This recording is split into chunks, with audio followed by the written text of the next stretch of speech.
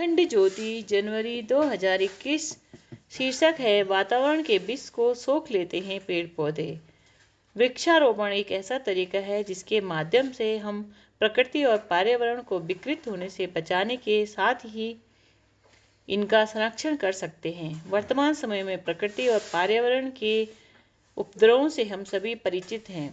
जहरीली हवाएं, प्राकृतिक आपदाएं, जलवायु में विषमता, मौसम में अनियमितता, रेगिस्तान होती जमीन आदि अनेकों ऐसे कारण हैं जो हमें यह संकेत दे रहे हैं कि प्रकृति और पर्यावरण में लगातार जहर इस कदर घुलता जा रहा है कि जिसके दुष्प्रभाव से मानवीय जीवन भी अछूता नहीं रहा। इसका सरल उपाय एक ही है कि इस विष को अवशोषित करने हेतु प्रकृति में हरियाली बढ़ाई जाए और इसीलिए पौधारोपण करने व इनका संरक्षण करने के साथ ही इनकी भली प्रकार देखभाल भी की जाए। इस धरती में इंसानी कोशिका के पालन पोषण के लिए ही प्रकृति ने पादप कोशिका का निर्माण किया।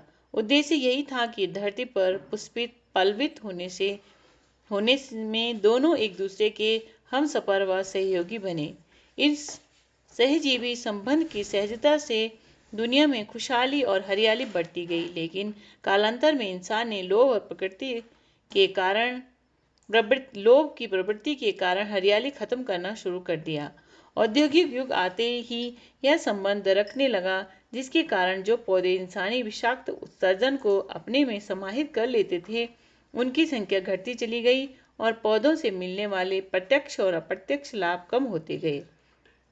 औद्योगिक क्रांति से पहले दुनिया के सभी देश अपनी अधिकांश जरूरतें जंगल से ही पूरी किया करते थे। भारत की जीडीपी में वनों का 0.9% योगदान है।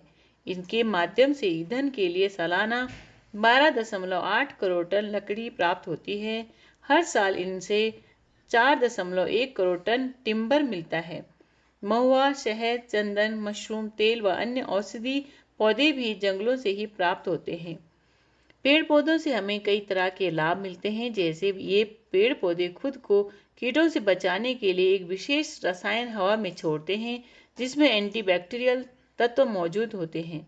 श्वास के जरिए जब ये रसायन तत्व हमारे शरीर में जाते हैं तो हमारी रोग प्रतिरोधक क्षमता भी बढ़ जाती है। आज हमारे देश की 8 करोड़ हेक्टेयर भूमि हवा और पानी के कारण मिट्टी के कटाव से गुजर रही है और लगभग 50% भूमि को इसके कारण गंभीर नुकसान हो रहा है। इससे भूमि की उत्पादक क्षमता भी घट रही है। इस भूमि के कटाव की गंभीर समस्या को पेड़ पौधों को उपजाने के जरिए ही आसानी से बचाया जा सकता है। पेड़ पौधे वातावरण में कार्बन डाइऑक्साइड को सोखकर इसके बदले में ऑक्सीजन देते हैं। 1 एकड़ में लगे पेड़ उतनी कार्बन सोखने में सक्षम है जितना एक कार 26,000 मील चलने से उत्सर्जित करती है। साथ ही ये वातावरण में मौजूद हानिकारक गैसों को भी कैद कर लेते हैं। इसके अलावा पेड़ पौधे धूप की अल्ट्रावायलेट किरणों के असर को 50% तक कम कर देते हैं। ये किरणें त्वचा के कैंसर के लिए जिम्मेदार होती हैं। ऐसे में घर के आसपास बगीचे और पेड़ लगाने से लोग धूप की हानिकारक किरणों से सदा सुरक्षित रहते हैं। यदि घर के आसपास पौधे लगाए जाए तो ये गर्मियों के दौरान उस घर की एयर कंडीशनिंग जरूरत को 50% तक कम कर देते हैं। घर के आसपास पेड़ पौधे लगाने से बगीचे आदि में से वाष्पीकरण बहुत कम होता है और भूमि व वातावरण में नमी बरकरार रहती है। देखा जाए तो पेड़ पौधे का हर अंग प्रकृति को संतुलित व समन्वित करने में अपना योगदान देता है। जैसे पेड़ पौधों की पत्तियां, टहनी व शाखाएं वातावरण में मौजूद अनावश्यक शोर यानी ध्वनि प्रदूषण को सोखती है। ये तेज बारिश का वेग धीमा कर मृदा के क्षरण को भी रोकती है। पेड़ पौधों की जड़ें, पत्तियां व तने आदि कीट पतंगों, पक्षियों, जीव जंतुओं व जानवरों को आवास प्रदान करते हैं।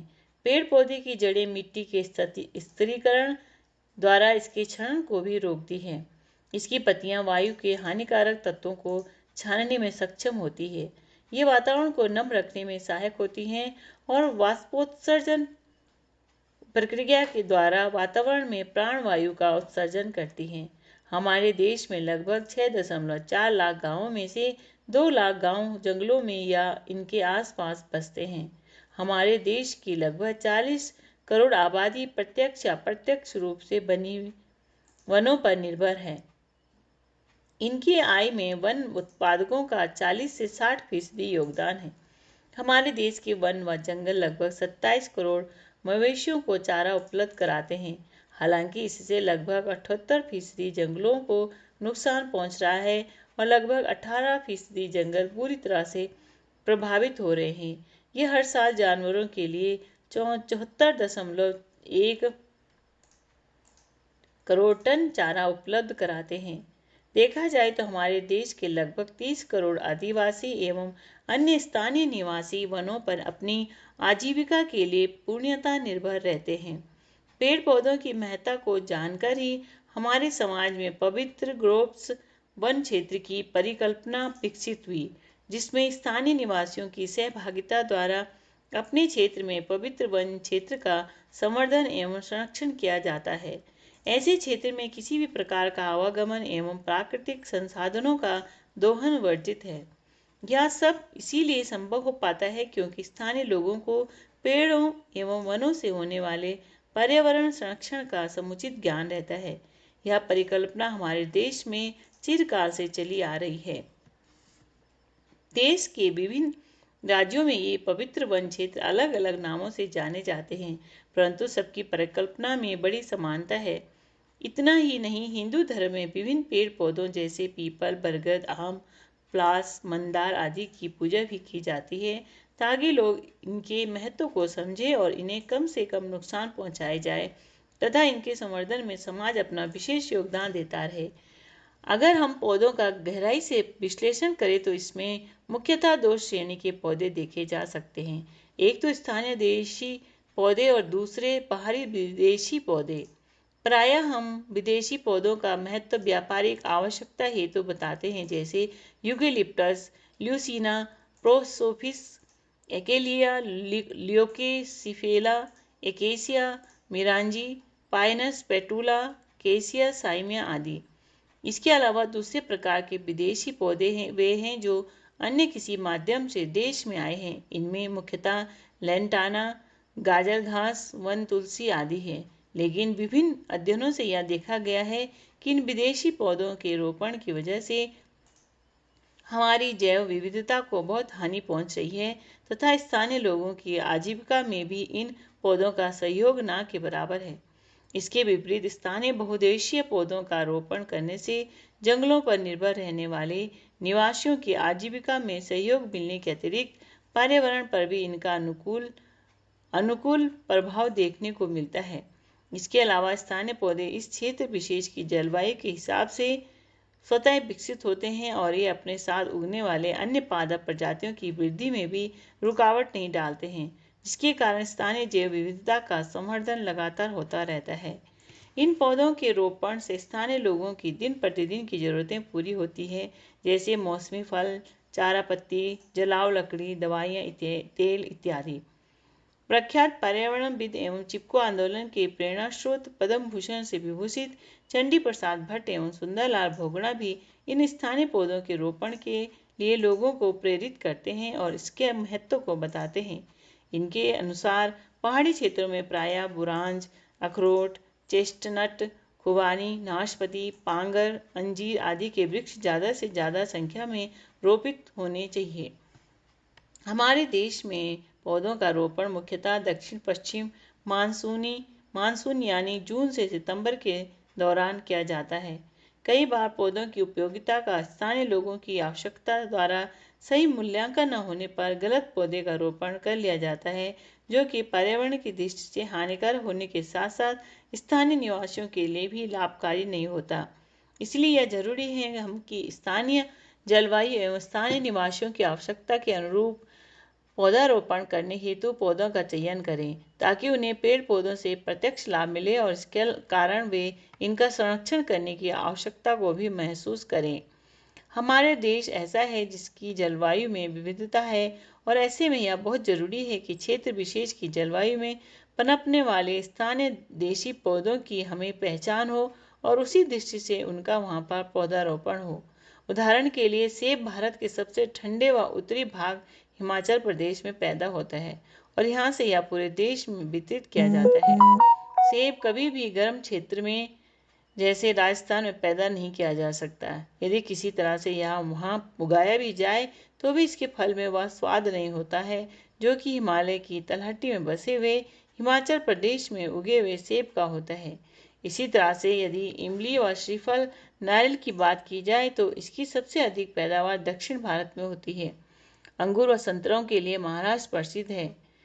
केलों के लिए कोलकाता प्रसिद्ध है। इस तरह हर क्षेत्र विशेष की जलवायु के हिसाब से प्रकृति ने वहाँ फल फूल व औषधियों की अनुपम सौगात दी है और इसीलिए पौधारोपण करते समय हमें इस बात का ध्यान रखते हुए पेड़ पौधे लगाने चाहिए। इसी तरह मध्य भारत में स्थानीय लोगों की उपयोगिता के हिसाब से मंडुआ, चिरौंजी, तेंदुपत्ता, साल, सागौन, शीशम, नीम, इमली, आंवला, लसोरा, बेल, बांस आदि का रोपण किया जा सकता है क्योंकि ये स्थानीय होने की वजह से लोगों की आजीविका बनाए रखने में निरंतर उपयोगी हैं। प्राकृतिक वातावरण व जीव समुदाय को इतना सारा लाभ पहुंचाने वाले पेड़ पौधों की आज जो दयनीय स्थिति व दुर्दशा है, इसके कारण प्रकृति व पर्यावरण में असंतुलन व अव्यवस्था है, जिसे दूर करने के लिए पौधारोपण करने के साथ इनकी सुरक्षा और संरक्षण दोनों जरूरी है। शिक्षाप्रद प्रसंग। एक लड़का अपने घर जा रहा था। रास्ते में उसने देखा कि दो लड़के आपस में झगड़ रहे थे। उनमें से एक बलवान था और दूसरा कमजोर। बलवान लड़का कमजोर लड़के को लकड़ी से पीट रहा था। रास्ते चलने वाले लड़के ने बलवान लड़के के पास जाकर पूछा, क्यों भाई तुम इसको इतने बेंत लगाना चाहते हो? किसी अपरिचित लड़के को बीच में पड़ते देख बलवान लड़के का क्रोध और तेज हो गया। उसने कहा, क्यों, तुम्हें क्या मतलब है? तुम क्या कर लोगे? राह चलता लड़का बोला, भाई मैं तुमसे अधिक बलवान तो हूँ नहीं जो इस कमजोर को बचाने के लिए लड़ सकूं, लेकिन इतना चाहता हूँ कि तुम इस कमजोर लड़के के शरीर पर जितने भी बेंत मारना चाहते हो उससे आधे मेरी पीठ पर लगा दो। इस तरह इसका आधा कष्ट मैं बांट लूंगा। बलवान लड़का अपने हाथ की लकड़ी फेंक कर चला गया। पीटने वाले लड़के की मुसीबत टल गई। वही राह चलता लड़का बड़ा होकर अंग्रेजी का प्रसिद्ध कवि लॉर्ड बायरन के नाम से प्रसिद्ध हुआ। राधे